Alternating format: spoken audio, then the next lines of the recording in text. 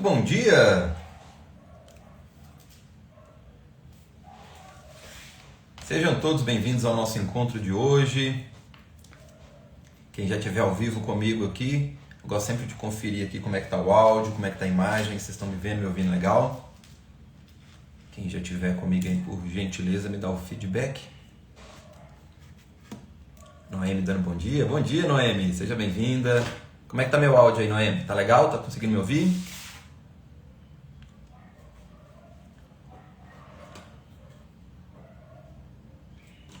Só ajustando aqui, senão eu vou falando, depois dá probleminha no microfone. Boa, a Noemi falou que o áudio tá legal. Então vamos tocar o barco. O tema de hoje do Despertar Consciente, medo da perda. Um dos principais sabotadores aí de resultados. Então achei interessante também trazer esse tema para abordarmos aqui hoje no nosso encontro. Você que caiu de paraquedas aqui, Despertar Consciente, toda segunda e sexta-feira, 8 horas da manhã, estou aqui ao vivo, batendo um papo com vocês.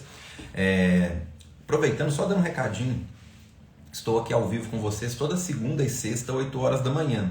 Mas na próxima semana eu vou precisar fazer uma viagem, então não teremos o nosso Despertar na próxima semana, nem na segunda, nem na sexta. Voltamos normalmente na outra semana. Do dia, conferir minha agenda aqui, do dia 10. Dia 10 de agosto voltamos normalmente, segunda e sexta, tá? Os nossos encontros, ok? Então só na semana que vem que não conseguiremos ter nosso bate-papo aqui, beleza? Bom, então vamos lá, vamos falar aí sobre o medo da perda. Por que é um tema interessante, tá? Porque o medo, vou abordar muito com vocês aqui, já tem conteúdo sobre medo aqui no meu perfil, tá? Seja onde você estiver assistindo essa gravação, tá? Se é na Biblioteca Consciente, se é no meu canal do YouTube, se é aqui no Instagram. Então, independente de onde você estiver vendo, dá uma olhadinha no meu perfil, que você vai encontrar mais materiais aí sobre o medo. Então eu vou continuar trazendo, por quê? Lembra que eu falo com vocês, né? A nossa vida é uma sucessão de momentos. Os nossos momentos vão ser consequência e fruto das nossas escolhas, sejam a que você fez ou que deixou de fazer, que também é uma escolha, e que por sua vez é influenciada por dois mecanismos internos de razão e de emoção. Na razão, armazenado o que nós chamamos de padrões mentais, que são crenças, condicionamentos, hereditariedade e pensamentos, e no emocional, as nossas emoções, sensações e sentimentos, dentre elas o medo, tá? Só que o medo, então aqui só fazendo um breve resuminho e um caminho para vocês se localizarem aonde está o medo e qual o impacto e a influência dele. Só que diferente das outras emoções, o medo ele tem uma característica que merece um certo destaque aqui nos nossos assuntos, porque ele é diferente das outras emoções. Ele é como se fosse uma emoção coringa, tá? Além dela ter um impacto maior do que as outras, esse medo ele conversa com outras emoções e com outras situações, gerando tipos de medos diferentes, tá? Então esse medo ele se ramifica em outros sentimentos e ele interage com outros sentimentos. Vou explorar mais sobre isso no encontro de hoje para vocês irem entendendo, tá? Só que qual que é a função do medo? Além dele ter essa função básica dele que eu vou explicar para vocês agora, que também é um outro diferencial dele, ele tem essa característica como se fosse um coringa no baralho emocional. Por isso que ele conversa com outros sentimentos e vai ter um impacto mais forte, tá? Então vamos lá, qual que é a função de um medo? O medo, ele é o principal responsável pela sobrevivência da nossa espécie. A função de um medo é preservar a nossa sobrevivência. Então, quando eu falo assim, o medo é um principal sabotador, por um lado da moeda, por outro, é ele quem nos preservou e fez com que o homem saísse das cavernas e chegasse até o ponto que chegou hoje. Então o medo ele serve para poder te frear, para preservar você de qualquer sinal de perigo. Então ele vai gerar uma bioquímica, isso falando no ponto de vista físico, ele vai gerar uma bioquímica no seu corpo para te preparar para situações de perigo. No seu inconsciente ele vai te travar, ele vai te paralisar para você ter um tempo para analisar de forma racional e agir, né, de uma forma um pouco mais instintiva para preservar você de de qualquer situação de perigo e de ameaça. Então o medo ele serve para te preservar. Até aí tudo bem, não teria problema nenhum. Acontece que a pessoa, quando ela começa a envolver com o medo e ela deixa o medo dirigir a vida dela, ela vai ser aquela pessoa que vai ficar parada, estagnada e não vai agir. E vai transferir essa emoção, esse medo, para outras situações que ela pode estar projetando de situações do passado. Por exemplo, se ela teve uma experiência com o pai, onde o pai era uma ameaça, porque a ideia de um pai é ser a segurança dentro do lar. Então, muitas pessoas tiveram um pai, além de não passar uma segurança, ainda tinham um agravante que o próprio pai era ameaça. Então, ali a pessoa foi gerando e envolvendo com esse medo para preservar ela do próprio pai. Estou trazendo o pai, mas pode ser o irmão mais velho, pode ser a mãe, pode ser... Só para ilustrar. Então, esse medo, quando ela envolve com esse medo e ela o condiciona, que aí tem encontro também sobre condicionamentos aqui também no meu perfil, tá? Depois quem quiser aprofundar também.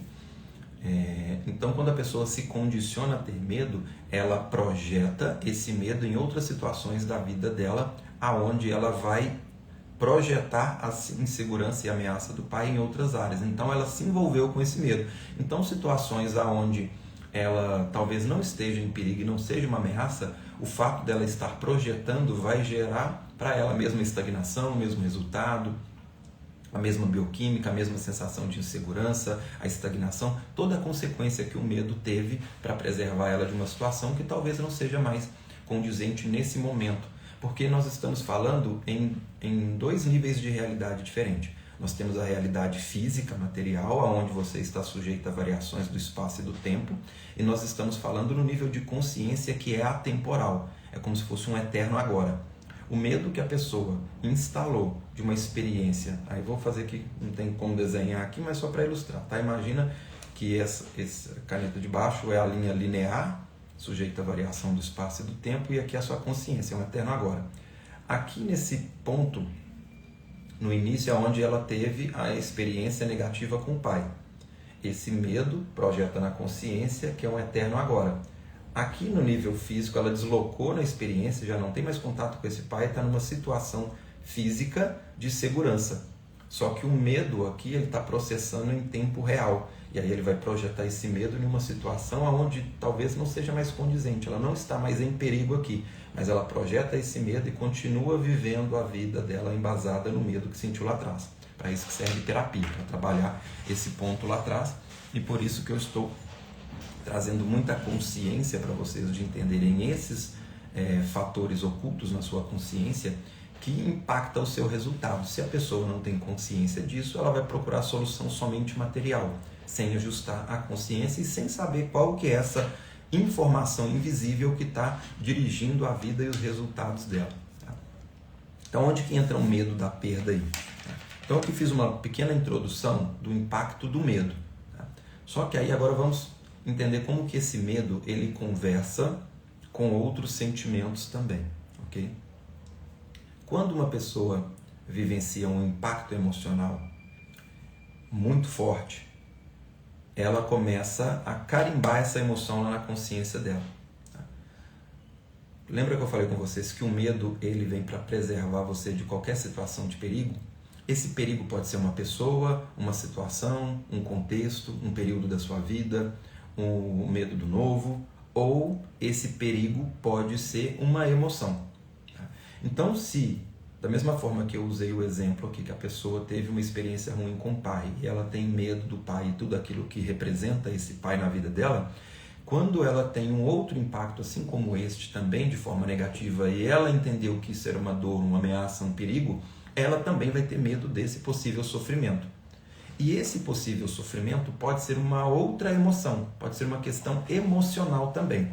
Por exemplo, aí onde que entra o medo da perda. A pessoa pode ter um impacto onde ela perdeu algo ou alguém, isso gerou muita dor, muito sofrimento, e agora por causa dessa perda, ela tem medo de perder. Então, percebe? Aqui é um medo secundário, é um medo envolvido. Pegaram o pessoal que estiver comigo aqui no ao vivo, Vai me dando feedback, porque isso aqui é muito sutil e eu não sei se está ficando confuso, porque o assunto é muito claro na minha cabeça, tá? Então eu estou buscando trazer aqui de uma forma mais clara possível, mas o que é claro para mim talvez não seja claro para vocês. Então, quem estiver ao vivo aí pode me dando feedback, que eu vou introduzindo outros exemplos para poder explicar. Se você estiver assistindo aqui pela gravação, pode deixar também aqui nos comentários, que eu vou vendo, se for necessário, eu faço um outro encontro aqui só para explorar mais sobre isso também, tá? Então vamos lá, a pessoa passou por uma situação aonde ela perdeu, como eu disse, pode ser uma perda de algo, alguém, um bem material, uma situação, uma oportunidade, seja qual for, tá? Vou trazer o exemplo de perder alguém, uma pessoa querida, tá? Então vamos supor que essa pessoa, ela depositou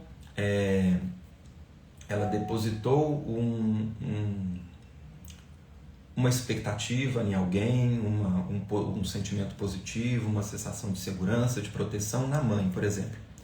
Então vamos supor que o pai era uma ameaça, tinha medo do pai, mas a mãe a protegia. Aí essa mãe pegou e faleceu, muito jovem, por exemplo. Então essa criança tem uma perda significativa que gerou um impacto para ela. Esse perder essa pessoa, então esse falecimento aqui, não foi um medo inicialmente, talvez ela tenha sentido. Ela sentiu abandono, tristeza, angústia, sofrimento, foi sentindo vários sentimentos por ter perdido essa pessoa. Então agora gera para ela o medo de perder alguém novamente. Então o medo de perder alguém novamente, agora ele vira um paradoxo na vida dela. Porque o inconsciente ele faz todos os cálculos de uma forma muito rápida, tá? Uma precisão muito rápida. Então, enquanto a pessoa está racionalmente na realidade material, física, procurando um resultado ou até agindo e se dedicando e se esforçando para isso, o inconsciente dela já fez todos os cálculos e sabota ela, tá? Porque ela já faz uma previsão de uma análise lá na frente. Então, por exemplo, uma pessoa que perdeu um ente querido que gerou um sofrimento muito grande, então não começa com medo, começa com a carência, com a rejeição, com o abandono, com a tristeza. Esses sentimentos, por ter um impacto muito forte, agora nasce o medo de sofrer isso de novo. E o medo de sofrer isso de novo vai ser registrado perda. Isso estou falando num ponto de vista emocional. Lembra que eu falei que no inconsciente tem... Voltou? Se tiver travado aqui, vocês vão me sinalizando, tá, pessoal? Se perder alguma fala minha, só para vocês não perderem as informações, não picar o raciocínio. Então, nós temos lá na consciência razão e emoção. Essa análise que eu estou fazendo aqui é no ponto de vista emocional. Então, na caixinha do emocional, ela vivenciou na matéria um falecimento de alguém que gerou na caixinha do emocional sentimentos. Até aqui não teve medo. Veio carência, rejeição, tristeza, abandono, um impacto emocional que gerou dor e sofrimento.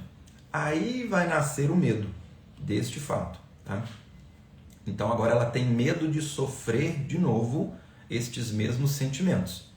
Daqui nasce o medo da perda. Estamos falando também na caixinha do emocional. Então qual que foi a experiência decodificada? Eu tenho alguém, perco essa pessoa, gera dor e sofrimento, agora eu tenho medo de sofrer de novo, agora eu tenho medo da perda. Ali vai começar então a gerar um registro agora lá no mental, na caixinha do mental, aonde ela passa a acreditar e ter registros mentais, aí lá na outra caixinha, tá? Que se ela tem alguém, ela pode perder, e que se perder vai sofrer, ela começa a acreditar que envolver com alguém é sofrimento. Por quê? Não o envolvimento com alguém, mas a possibilidade de perder essa pessoa. Como ela não quer sofrer de novo o que sofreu, qual que é a melhor forma dela não sofrer de novo com isso? Não tendo ninguém, evitando qualquer tipo de situação que possa levar como consequência sofrer de novo o que sofreu. É onde o inconsciente começa a cortar o mal pela raiz, o mal no que ele acredita ser o mal, tá? Que seria este sofrimento. Então começa a gerar então o medo de perder. O medo de perder vai ser o registro, o agente sabotador, para evitar ela qualquer situação que leve a esse caminho. Aí vou começar aqui a conectar com outras premissas que eu trago com vocês aqui. Lembra que toda vez que nasce um dilema, nasce um problema. A consciência dela que agora começa a fragmentar, porque o medo de perder vai fazer com que ela inconscientemente sabote qualquer situação que possa fazer ela perder de novo lá na frente. Então a melhor forma de não sofrer perdendo é não tendo. Então ela vai evitar, com essa parte traumatizada dela, evitar ter qualquer coisa. Nesse exemplo de relacionamento, ela vai evitar ter qualquer pessoa que represente o que ela vivenciou com a mãe, seja de positivo ou negativo. Por que o positivo? Porque o positivo foi o que gerou a experiência boa com a mãe, que gerou o sofrimento. Porque se você perde alguém que não tem tanto envolvimento emocional positivo, é simplesmente o fato de perder e não vai ter uma relevância na vida. A dor só vem porque teve um envolvimento positivo muito grande que gerou apego e dependência, e quando perde enaltece o sofrimento. Por isso, perder essa pessoa foi doloroso. Então, nessa possível projeção, a pessoa vai evitar qualquer situação que leve ela a perder algo. E aí, nasce um dilema, nasce um problema, porque ela não leva somente esse registro para a vida dela. À medida que ela vai se desenvolvendo e isso vai sendo jogado concreto em cima disso, o que vai acontecer? Ela vai reprimir o medo de perder e a sabotagem de ter qualquer coisa.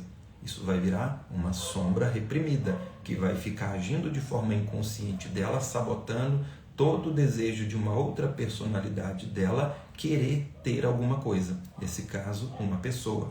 Tá? Isso, estou trazendo aqui o exemplo de o medo de perder alguém, mas peguem a narrativa, tá? Porque é o mesmo enredo para qualquer coisa. Perder uma vaga, perder uma oportunidade, perder o dinheiro, perder a casa, perder o carro, tá? Perder uma situação, qualquer coisa, ok? Então, nessa pessoa vai começar então a gerar o quê? Dilema. Porque uma parte dela quer ter alguém, quer se relacionar, quer ter um bom relacionamento. Só que aí ela começa a lutar contra ela mesma. Porque uma parte vai buscar ter alguém, a outra parte vai assistir isso e vai ficar, opa, e se der certo esse relacionamento e se eu chegar a perder, é melhor não ter. Ela vai lá e sabota esse relacionamento. Aí a parte que está querendo fica triste, fica carente, fica se sentindo abandonada, está procurando alguém também, aí vai lá. Então ela começa uma luta dela consigo mesma, tentando ter e tentando não ter. Por isso que vira um paradoxo. Então, o medo de perder vai influenciando. Deixa eu dar uma olhada aqui nos comentários, que teve bastante mensagem aqui agora. Deixa eu dar uma olhada aqui. A Noemi disse que tem medo do novo e disse que está muito bem explicado. A Jane, então todos os medos que vêm a partir de um medo, então todos os medos que vêm a partir de um medo primário, então todos os medos que se criam a partir de um trauma primário seriam medos secundários? Não necessariamente, tá? O medo, vamos lá, o medo, ele tem o medo primário, né? Então o medo é medo. Ele vai conversar com outros sentimentos. É como se fosse a estrutura de um átomo, tá? De uma molécula. Vamos pegar aqui. Uma molécula de água, por exemplo. Existe uma molécula de hidrogênio e duas de oxigênio. Então são 3 moléculas. Quando elas se unem, gera como consequência uma molécula de água, né, o H2O. Então, ou seja, são 3 substâncias primordiais, na verdade 2, né, porque uma vai ser 2 da mesma, que quando elas se conectam vai surgir um terceiro elemento. Se você pega essa molécula de água e coloca com uma molécula de açúcar, com uma molécula de laranja, você vai ter um suco de laranja. Então assim você vai moldando a realidade. É basicamente isso que acontece também nesse nível informacional das emoções na consciência. Então, é como se fosse uma receitinha de bolo. Medo com perda é igual medo de perder. Medo de perder é igual, lá no mental, um registro de não ter nada. Começa a associar. É como se começasse a pegar cada situação dessa primordial, ela vai se conectando e vai formando, assim como uma palavra vai sendo formada com letras se juntando.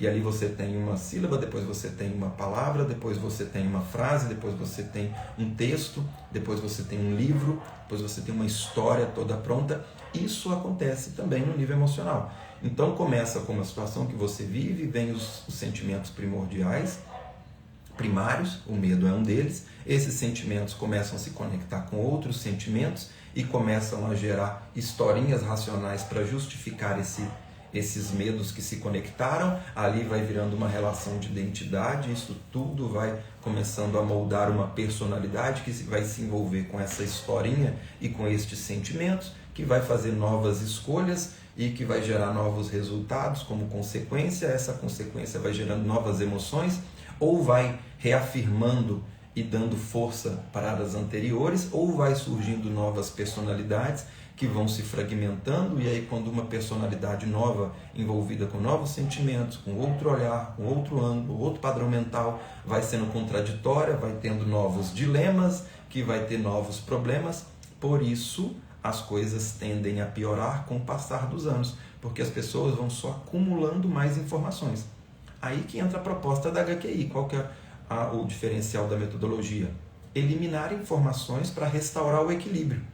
Então não é te convencer de nada, porque convencer eu estou gerando mais informações e sobrecarga no seu sistema.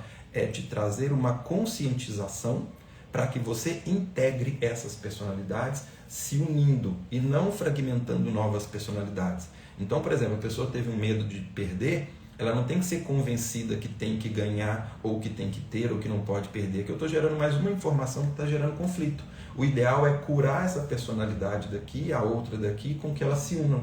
E isso é restaurar o equilíbrio. E a HQI é uma ferramenta para isso, porque ela vai eliminar as informações que envolveram nesse movimento, fragmentando. É como se você se reconectasse novamente, não gerar mais informações. E a proposta de uma aula como essa, de todas as minhas aulas do Despertar Consciente, não é te entupir de conhecimento teórico para você ficar tendo opiniões, versões e gerando mais informações como um acúmulo, e sim para que estas informações que eu trago para vocês sirva de material para você ir lapidando e integrando, compreendendo a sua história, tá? Entendendo como que funciona o seu inconsciente, para integrar as personalidades fragmentadas e não gerar só mais conhecimento para que você entenda e tenta te convencer e se convencer de algo, tá? Porque ali não, você vai só fragmentar ainda mais.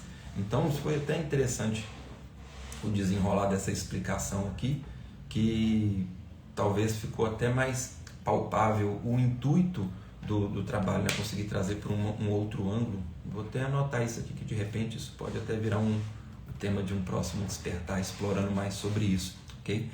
Não sei se ficou respondido, Jane, tá? A sua pergunta. Deixa eu ver se tem mais perguntas aqui. Então, como a Noemi falou, o medo do novo seria um medo secundário. O medo do novo pode ser um medo secundário por estar agregado com uma novidade. Por quê? Esse novo é algo que ela não viveu. Se é algo que ela não viveu, ela não sabe qual caminho trilhar. Esse não saber esse novo caminho a se trilhar, esse medo do novo é aquele medo instintivo. Porque se o novo tiver uma representatividade para ela de algo, aí vai depender muito da história da pessoa. Porque se uma pessoa que tem um histórico que tudo que foi novo ela encarou e ela teve uma experiência positiva, deu certo, né? Então essa pessoa dificilmente vai ter medo do novo, porque ela tem um histórico onde que essa novidade gerou coisas boas para ela. Mas se foi uma pessoa que toda vez que tentou fazer uma coisa nova, e na maioria dos casos são assim, algo dá errado, então o novo passou a ser uma ameaça para essa pessoa. Então aí esse medo do novo pode ser um movimento aonde que parte da consciência dela vai tentar evitar, para não sofrer com essa possível consequência negativa dessa novidade, tá? Deixa eu ver aqui se teve mais perguntas aqui. Então, como a Noemi falou, o medo do novo seria um medo... isso aqui eu já li. E se eliminarmos o medo primário, podemos eliminar os medos secundários? Boa pergunta, tá? Ajuda, mas vai depender de como a sua consciência se conectou. Tem situações que é como se você tirasse a primeira carta ali do baralho de cartas, né? Então tem situações que pode sim mudar, desde que essa consequência não tenha gerado registro lá no mental, porque senão vira um condicionamento. Então, por exemplo, eu tenho um medo primário, esse medo se desdobrou em outros medos, tá? Só que vamos supor que isso não chegou a se consolidar em um condicionamento, tá? Se não tiver virado um condicionamento no padrão mental, quando você tira esse primeiro medo, você desmorona os outros medos. Então, pode sim resolver ou aliviar para que fique... Ele não vai ter um envolvimento tão forte, a pessoa já não seria uma força suficiente para poder travar e segurar essa pessoa. Tá? Então pode nessa situação. Agora, se esse medo gerou como consequência outros sentimentos, e esses sentimentos, que é o que na maioria dos casos acontece, ele tem um envolvimento emocional tão forte que agora gera um padrão mental. Esse padrão mental é um condicionamento. Esse condicionamento é quando você entra no piloto automático. Tá? Esse condicionamento, o motor, o que vai gerir esse motor, o que vai pôr energia nele, são as emoções. Então, nesse caso, teve o medo primário, teve as consequências emocionais dele e agora tem um registro mental, um condicionamento. Se você tira esse medo primário, você tira parte do combustível que alimenta esse condicionamento. Só que as outras emoções também estão alimentando ele.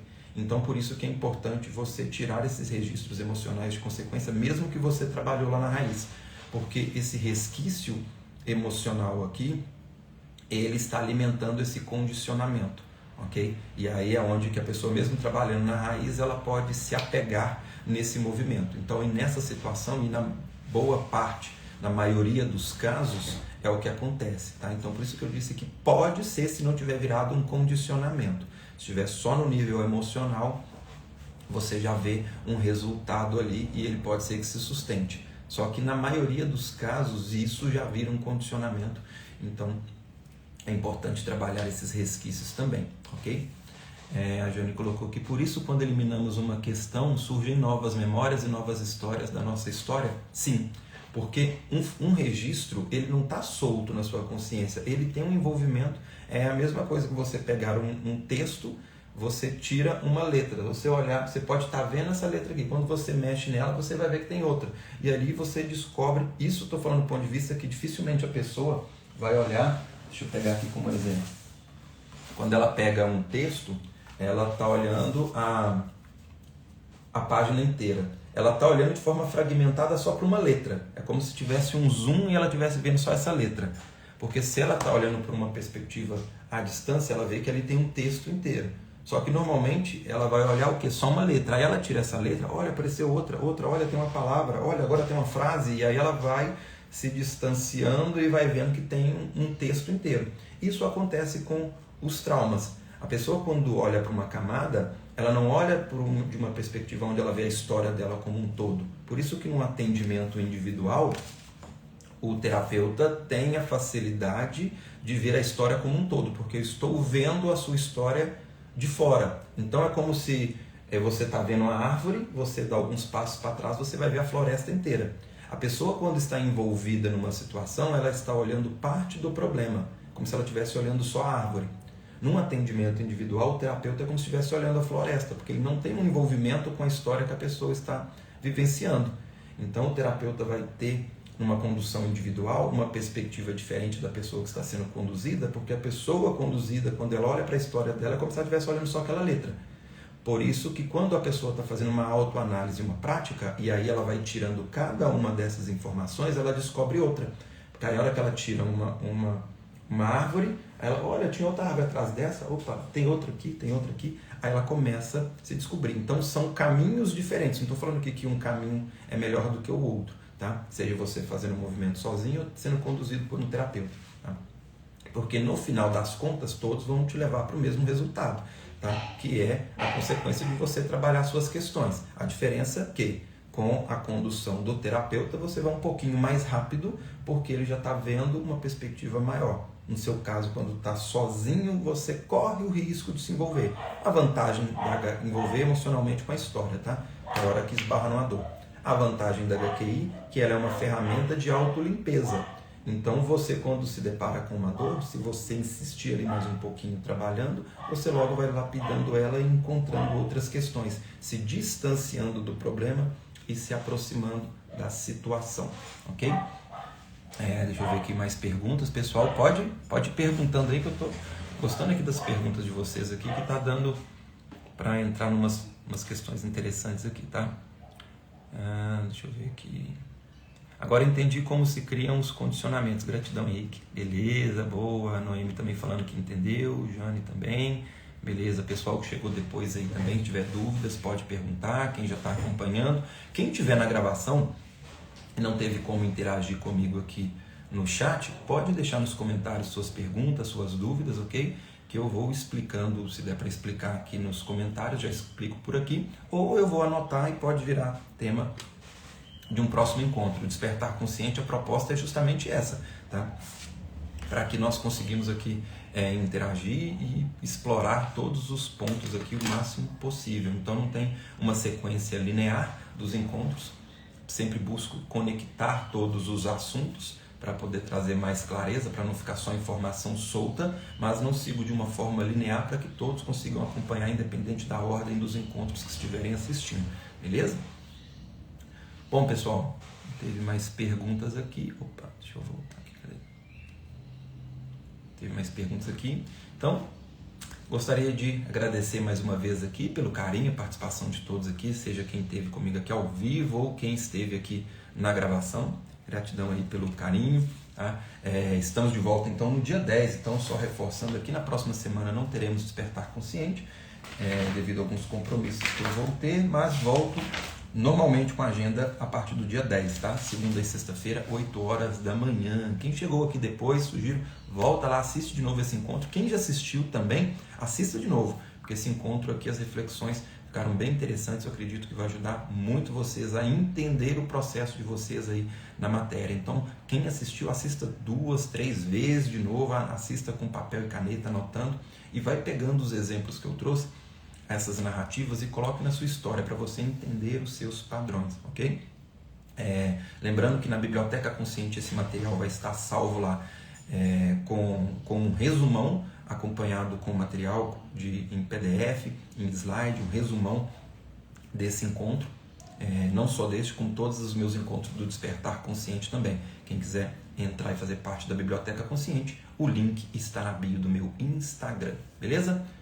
Beijo carinhoso para cada um de vocês, gratidão e um excelente final de semana para cada um de vocês. Até lá!